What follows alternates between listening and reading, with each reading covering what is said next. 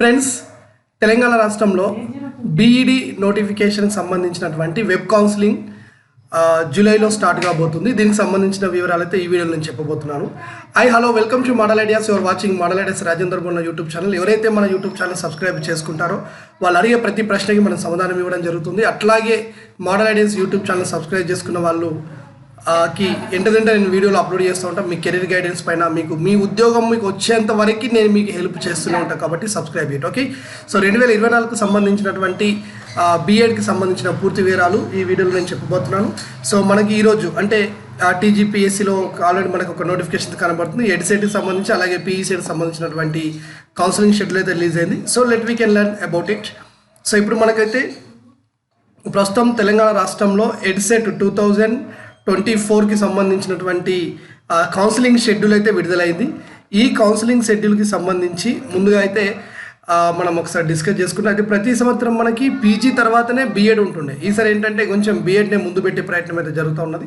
So we can see that EdCET 2024లో చూసుకున్నట్టయితే మనకి కౌన్సిలింగ్ షెడ్యూల్ స్టార్ట్ అయ్యేది జూలై 31కి స్టార్ట్ అవుతుంది. ఆ తర్వాత ఆన్లైన్ రిజిస్ట్రేషన్ చేసుకోవడం అంటే మీకు సర్టిఫికేట్ కౌన్సిలింగ్ అనేది ఫేస్ టు ఫేస్ ఉండదండి, కంప్లీట్ అంతా ఆన్లైన్ వెరిఫికేషన్ ఉంటుంది. కాబట్టి మీరు సర్టిఫికేట్లన్నీ తెచ్చుకొని పెట్టుకోవాలి. అవి ఏవేవి ఉండాలని ఇప్పటికే మీకు వీడియో చేసి చెప్పాను మొన్న మధ్యనే. సో ఆన్లైన్ కౌన్సిలింగ్లో మీకు ఆన్లైన్లో పేమెంట్ చేయాలి. నియర్లీ 800 రూపీస్ అయితే ఉంటుంది ప్రతి సంవత్సరం.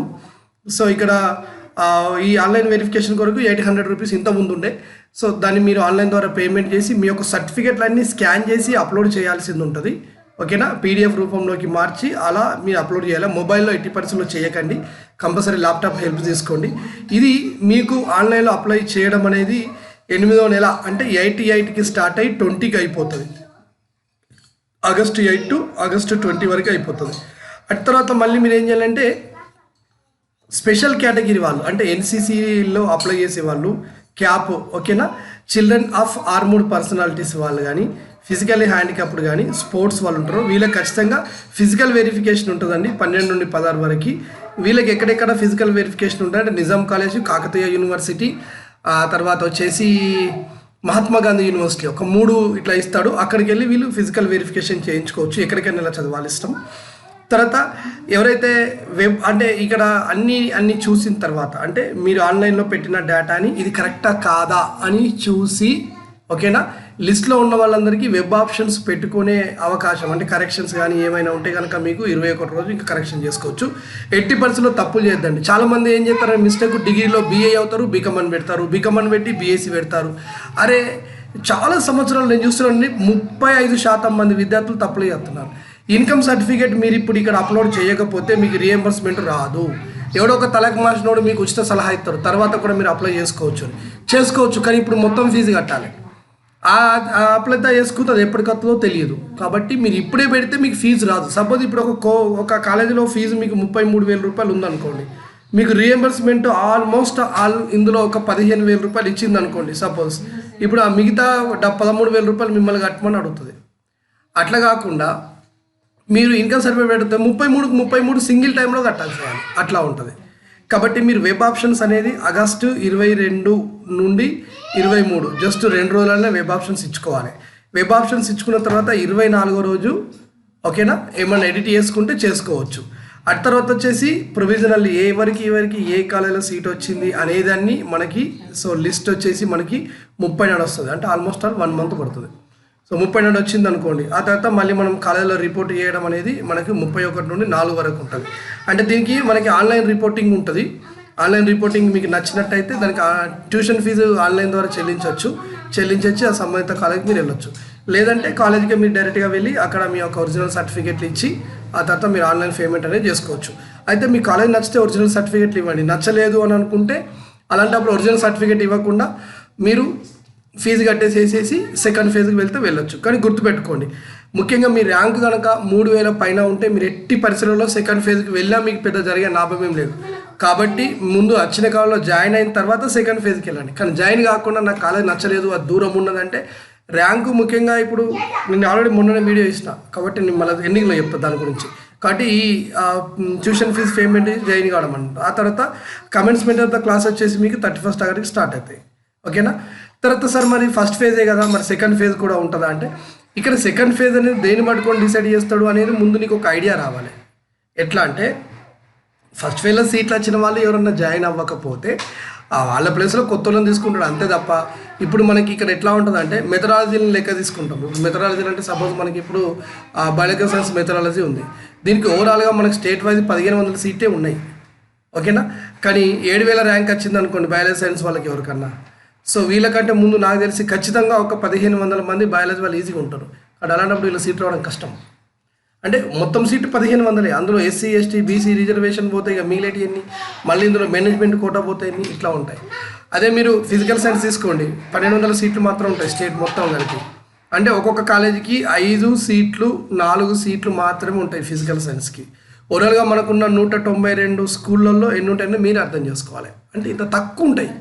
ఇది డిగ్రీ లాగా ఇష్టం ఉన్నట్టుగా ఉండవు. అంటే మీరు 5 కాలేజీలను మీరు వెబ్ ఆప్షన్స్ ఇచ్చుకున్నారు అంటే మీరు 5 25 సీట్లకు మాత్రం మీరు పోటీ పడుతున్నట్టు లెక్క, అట్లా గుర్తుపెట్టుకోవాలి. అంటే 25 సీట్లకు పోటీ పడితే మరి వస్తుందా అంటే నీకు 25 సీట్లకు సీట్ రావాలంటే నీకు ఎంత ర్యాంక్ ఉండాలంటే కనీసం నీకు 500 నుండి, ఓకేనా, అంటే 100 నుండి 500 వరకు ర్యాంక్ ఉంటే నీకు సీట్ వస్తుంది, అట్లుంటుంది. కానీ నీ ర్యాంకు 1000 2000 ఉన్నప్పుడు 5 కాలేజీలు ఇస్తే నీకు సీట్ రాదు. ప్లస్ ర్యాంక్ ఎక్కువ వాళ్ళకు దగ్గరలో సీటు రావు. ముఖ్యంగా అందరికి వచ్చేటి ఇటు ఆదిలాబాద్, అటుపోతే ఖమ్మం, ఇటు నల్గొండ ఏరియాలో గుంటూరు బార్డర్లో ఉన్న కాలేజీలలో మాత్రమే వస్తాయి ప్రతి 5-6 సంవత్సరాలు నేను చూస్తున్నా. ఒకవేళ మీకు ఇంట్రెస్ట్ ఉంటే చలో ఎలా వెబ్ ఆప్షన్స్ ఇవ్వాలి, పోయిన సంవత్సరం మన దగ్గర కటాప్ అయిన లిస్ట్ కూడా నా దగ్గర ఉన్నది. అంటే ఏ మార్కులకి ఏ కాలేజీలో ఎంతవరకు కటాప్ అయిందనే నా దగ్గర లిస్ట్ ఉన్నది. ముఖ్యంగా నేను ప్రధానంగా యూనివర్సిటీలను తీసుకున్నా. సో దానికి ఒక జూమ్ మీటింగ్ ఏర్పాటు చేసి వస్తే అందులో నేను వాళ్ళకి క్లియర్ ఇన్ఫర్మేషన్ అనేది ఇస్తాను అనమాట. అంటే ఆ జూమ్ మీటింగ్లో I will give the clarity.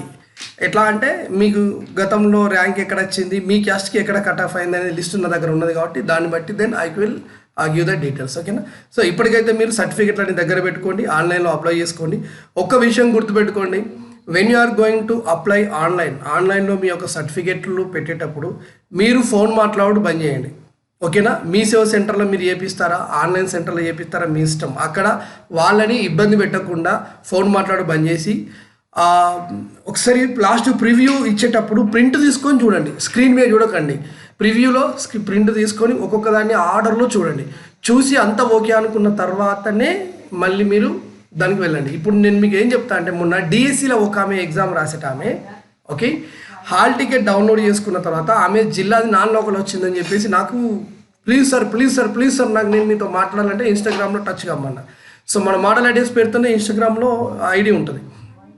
ఆమె నాకు మెసేజ్ పెట్టాక సార్ నేను ఇప్పుడు ఏంటిది ప్రజెంట్ ఇదేంటి మన కృష్ణా జిల్లాలో కోచింగ్ తీసుకుంటున్నా సార్.